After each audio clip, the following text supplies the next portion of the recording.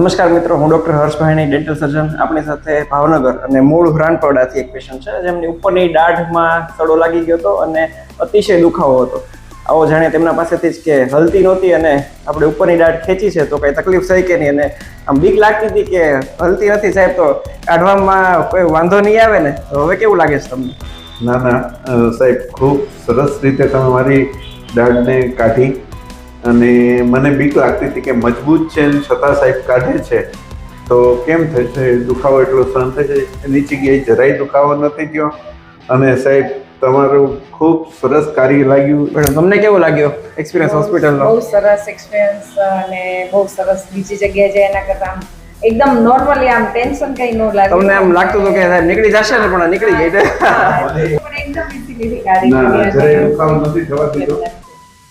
અને મને એકવાર ઈચ્છા એવી થઈ હતી કે તો પછી મજબૂત હોય તો ન કાઢો, પણ તમે જ્યારે સમજાવ્યું એ બીજી દાંતને ડેમેજ કરતી હતી.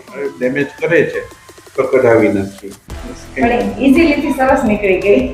અત્યારે જે ડેન્ટિસ્ટ સર્જન છે એ મારા ફ્રેન્ડના દીકરા છે, એમના પપ્પા આંખ સર્જન, પણ અમારે ફ્રેન્ડશિપનો રિલેશન હતો. એ બધા અમે બહુ આનંદ અનુભવીએ છીએ કે હર્ષભાઈ ખૂબ સરસ પ્રેક્ટિસ કરી જીવનમાં ખૂબ આગળ વધે. Thank you.